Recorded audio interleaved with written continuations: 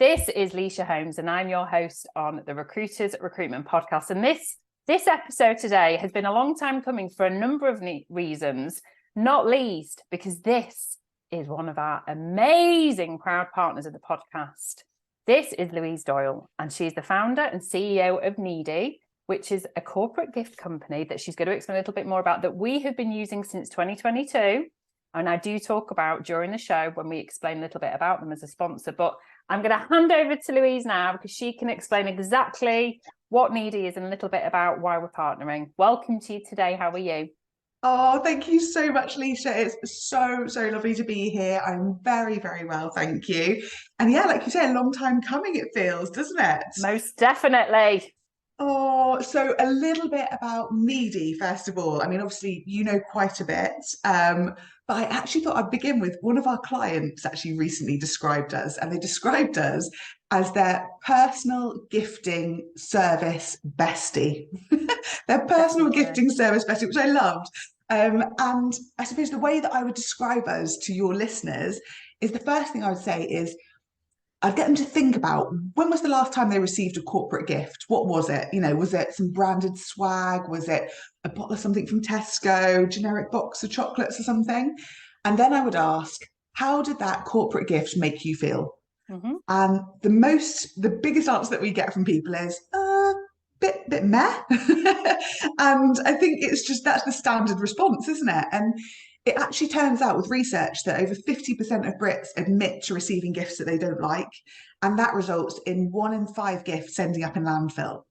So I know, and what that means is that many businesses that we work with, were spending and wasting over £1 million a year sometimes on gifts that are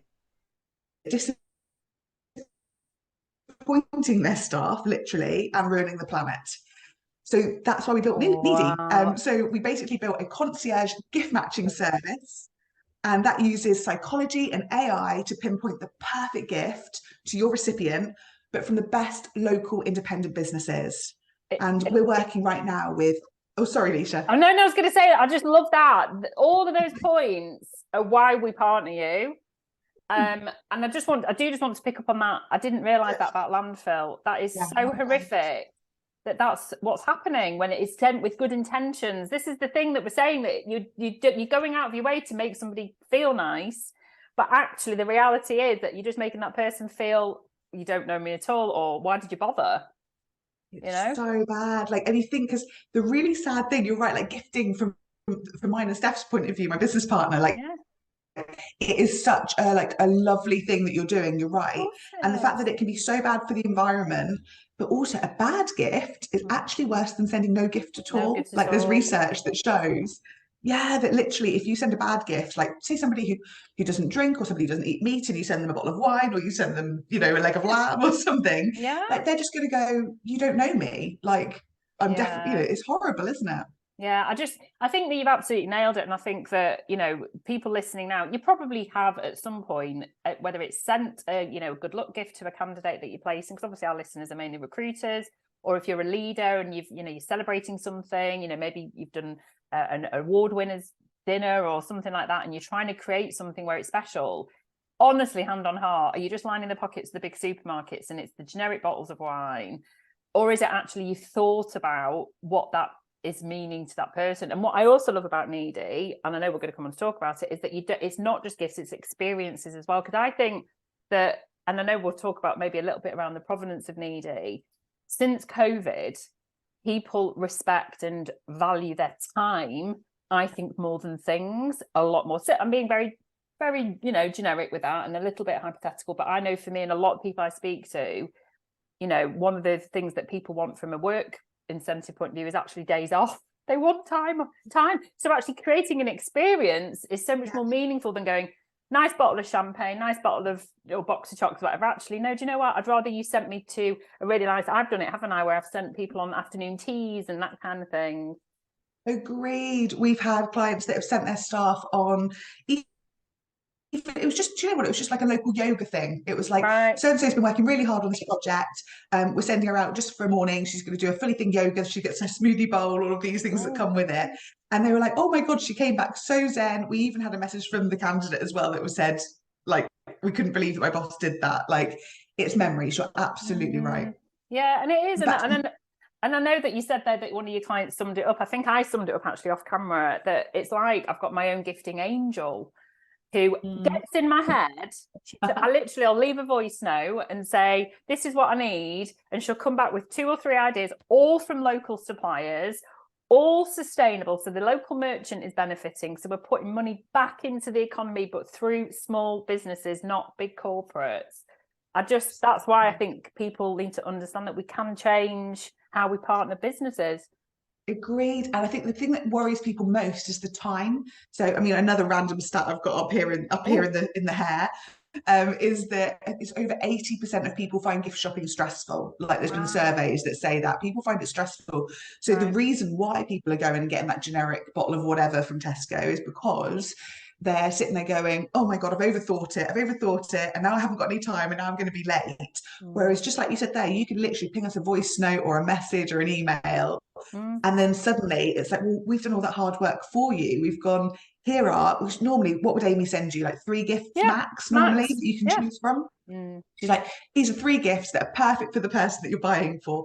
And it treats their personality perfectly, and they support local businesses. So sometimes it's time, and the other thing's budget as well. I think it's so important. You know, you say, this is the budget that I can afford to spend on them right now, so we're not going to send you anything that's over that, so you don't have to worry about that either. Yeah, no, I think that's really important. How do you actually choose your merchants? I'm really interested, because I think that we can learn something here in terms of how we all make purchasing decisions. You know, whether it's you're listening to this and you're thinking about going with a new IT service or a new database or a new website designer, how do we ensure that you go through that process of assessing whether a merchant's going to match your values, I think? Brilliant. Well, the first thing is they have to be an independent business. That's it. So that's number one. The second thing is the quality of the product. So we have to know. So most of our merchants are actually either recommended to us by other people, and that's a huge way that we get in touch with them. Their reviews are incredibly important to us. And we do have quite a long list of kind of interview questions that we have to go through with them as well. And one of the things that's most important is their passion for people. So it's, in our eyes, the only way you're going to have the best product that is premium and wonderful and the best customer service is if you truly care about people. So that's kind of where some of our psychology-based questions that come in with the gift matching come in. That's what we want. So all of our merchants are the best quality products, and they absolutely love their people and customers, will do anything for them. I love that. And I love that we're all listening. If you're listening now, it's because you're interested in people. Before we come on to the psychology and the AI, because we're definitely going to be talking about that, what's been the weirdest request for a gift that anyone's made? Do you know? I've not prepared you for that, but there must be something really peculiar or an experience or something. So hilariously, I think this was Steph and Amy that possibly dealt with this. So they didn't actually tell me in exact words, but if I just mention it was a Valentine's extremely personal related gift from somebody very unlikely. Oh, wow. That's hilarious. They were very professional. They dealt with it. We got it. It was absolutely fine. I just remember, yeah, Amy's eyebrows had shot up a little bit, and she wouldn't share all details because she wanted to keep it all private. But I just remember her sort of saying afterwards, she's like, "Yeah, that one pushed me to my limits." Yeah. Wow. Well, do you know what though? Well done, Amy. You know what? I absolutely adore you, and I think no stigma attached, but I love the discretion involved.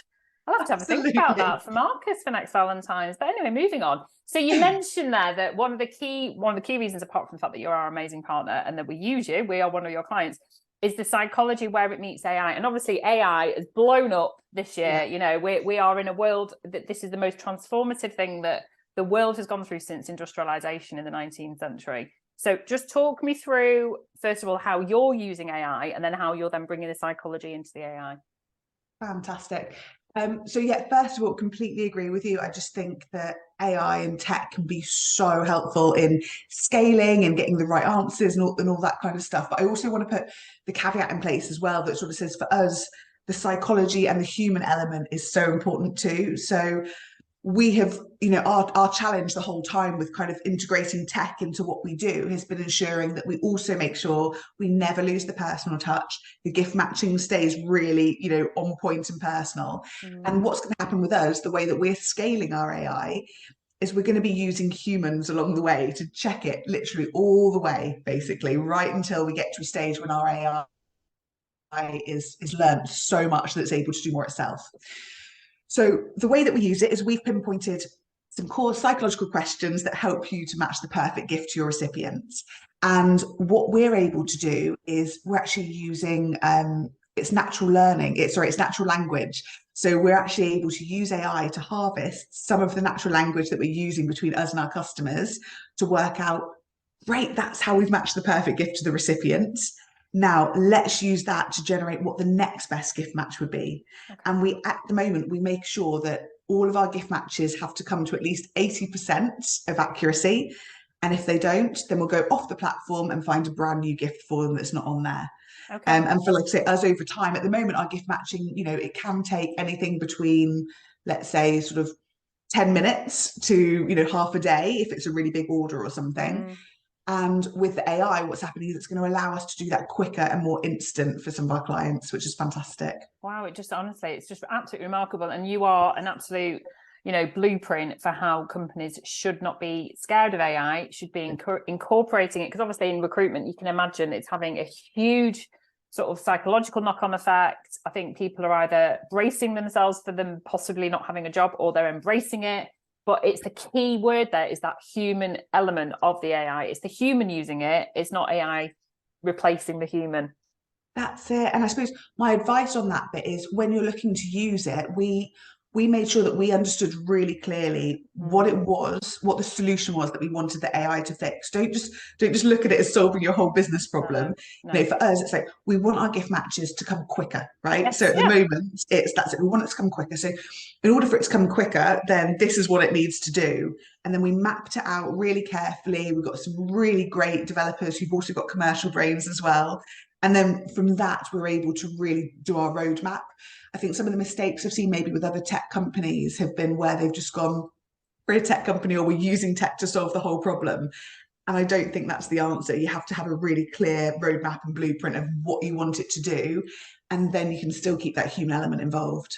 That was really interesting advice, actually, because I'm speaking to, I mean, obviously all my clients are recruitment business owners, and a large part of our audience are leaders listening and wanting to elevate what they're doing. And some have started to explore actually developing their own app as a business, whether it's matching candidates. So what would your advice be to anyone listening now that's not quite there yet, but is thinking of doing this for their sector and launching an app? Really love that. I suppose actually, so apart from, what I've just said there previously about making sure you know exactly what that pain point is and addressing it, my next actually piece of advice would be, bloody go for it and go for it quickly. Do not, once you've decided what it is that you want to do not become an absolute perfectionist about it. And I know a lot of company leaders can be. You know, you want, when you launch it, you want your app to be amazing. You want it to be this, you want it to be that. No, get your minimum viable product out quickly. Okay. I would say don't be super protective about who you tell. Yes, you can send NDAs out to people and get people to sign stuff for confidentiality, you can. But what's most important right now in this market, I think, is getting people's opinions. Get that minimum viable products. Get that little tester out there. Test it on as many people as you possibly can. Get feedback, because there are going to be more iterations. So if you're that person that waits and waits until it's perfect, you're never going to launch it. Someone might get there first, all of that. Whereas I would say, get it out there, trust your gut, get the tests, and then get that feedback. If I may say so. So don't procrastinate, just fucking do it. That's the one. Nailed it. There we go. Nailed it. No, I do love it. I think that's really useful advice. And I mean, I'm, a huge advocate of people just, going for it. Nothing's ever perfect, and you're always going to adapt and evolve, whatever you do, even if you think something's perfect right now. And you look back over a period of time and think, God, how did we even get any customers when we looked like that or sounded like that? But you did, and you will.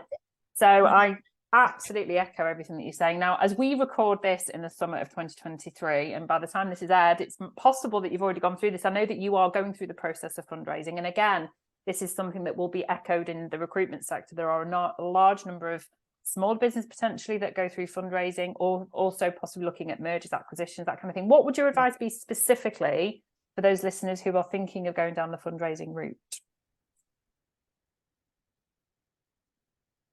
Have you lost me? Oh, have you lost me there? It's okay. We'll cut that down. You are. Tell me when I'm back on. You are back on. You're here. Your signal keeps buffering. Sorry, Leisha. You're out. No, I don't know if it's you or me. We're okay. Can you hear me? I can hear you perfectly. Just tell me when it's good to go. We're good to go. Don't worry. We'll cut this bit out. So shall I ask that again? A large number of our customers are recruitment business owners who are potentially looking at maybe mergers, acquisitions, but there are some who are thinking of going down the fundraising route, which I know this is something that Needi have gone through. So can you just give us maybe some top tips as to why you did that, and then what your advice would be to anyone that's considering that route? Okay, amazing. So fundraising, my gosh, has this been a journey. I think we initially set out thinking it was going to be ever so slightly easier than it was. Obviously, all sorts of things came into play, a recession and various other tech bubbles bursting and so on, as they do.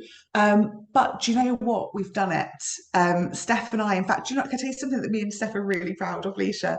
So we've actually just received yesterday into our account a major investment from a venture capitalist, a tech venture capitalist. Oh, wow.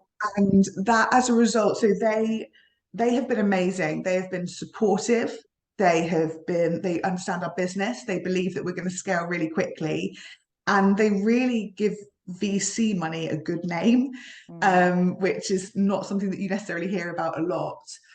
And I think that, in fact, I found a stat recently, it was only 2% of venture capitalist funding goes to female founders. So we've actually realised that we're in the 2%, which is incredible. Charlie, we need to do something about that stat, listeners. Yes, we do. Yes, we do. And I suppose this is where I think I'm quite passionate, both Steph and I are, on the subject, because if we'd actually taken any notice of the odds that we were against and seen what the journey was likely, we'd never have started it. We'd never have done it. No. But we didn't. We always do. I think the reason that got us to today, where we have been funded, and this is a mixture of, like I say, VC funding and angel investment, angel investors too, is because, number one, we have always believed in Needi and our long run. Like we know it can work. We did what we just said earlier about the tech. We got it out there. We tested it. People loved what we were doing. We could literally go back and say, people want what we're offering. We just need to scale it.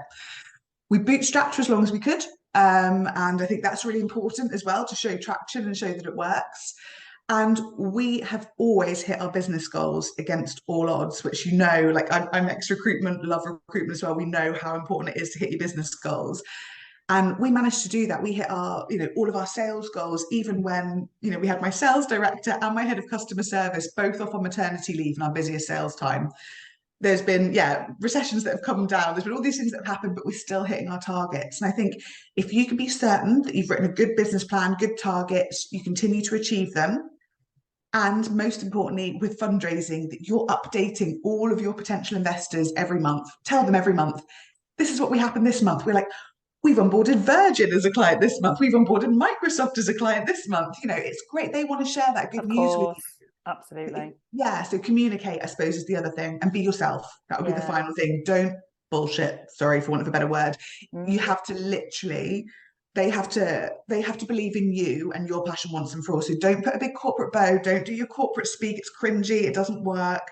Be you in front of these investors. That's the only chance you'll get, I think, to prove. Amazing advice. I mean, I cannot let you go without us focusing on the fact that you are a female-led business. So we do get a lot of our listeners are new recruiters who are forging their way through their recruitment career.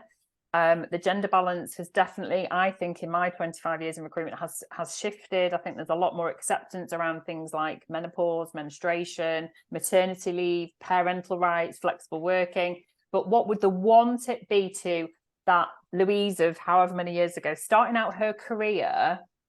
What would that, so you can become that future, let's tip that 2% to 98%, please. What would the advice be to that young Louise starting out her career? I love that question.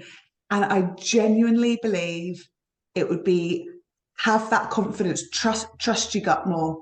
Like, if you've seen, like, say you've been in recruitment for a while, like I was, I loved my time in recruitment. I loved hitting the targets. I loved it when I was the top biller, like all of those sort of things. It makes you feel incredible, doesn't it?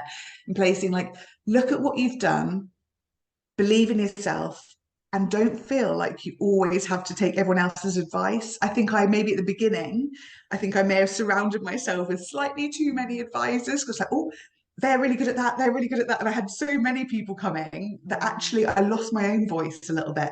So I think, yeah, mine would be listen to your own voice, listen to your gut, believe in yourself, and just give it a bloody go. Like there's nothing to lose, literally nothing to lose. Yeah, definitely. I actually don't know why, but the theme of this has been just fucking do it. And that might be the name on the title because I can call it what I like. So, oh my God, I knew you'd be amazing. And we've just covered so much in a really short period of time. But if that's not nailing a podcast episode, I don't know what is. So what's ahead in 2024 and beyond for Needi? What do we need to look out for? Can you tell us? Are you allowed to say? Well, so our tech development is starting to happen, which is fantastic. So alongside our wonderful, what's it you calling it? Your angel? My gift angel. Your gifting angel. Alongside your gifting angel, there'll also be some fabulous tech in the background that's going to really be starting to push us ahead of the competition in a big way. This year we are so in 2023 we're going to be hitting over £1 million in sales. Wow. For our small independent businesses. That's what I love. It's not just for us, like that £1 million is going directly to independent businesses around the UK, so I love that. And next year we're going to be going global, so we've already onboarded some ginormous clients. I might have name dropped a few earlier. You might have done. Were you listening, listeners? Because I was. We've got some ginormous, like literally from FTSE 100s to global giants. So yeah, we're going global basically. So our gift matching service will be around the world. Well, I'm manifesting that for you, not least because where you're listening to this now, you are around the globe. We have a very wonderful, diverse global audience, all the way to Canada, down to Australia, across to Europe. Obviously, Ramsbottom. Of course, not forgetting putting Ramsbottom out. But on a serious note, that is fantastic news. Well, we are wonderfully proud to be, supporters of you, customers of you, and we are right here watching everything that unfolds. So thank you so much for joining us on the Recruitment podcast. Thank you.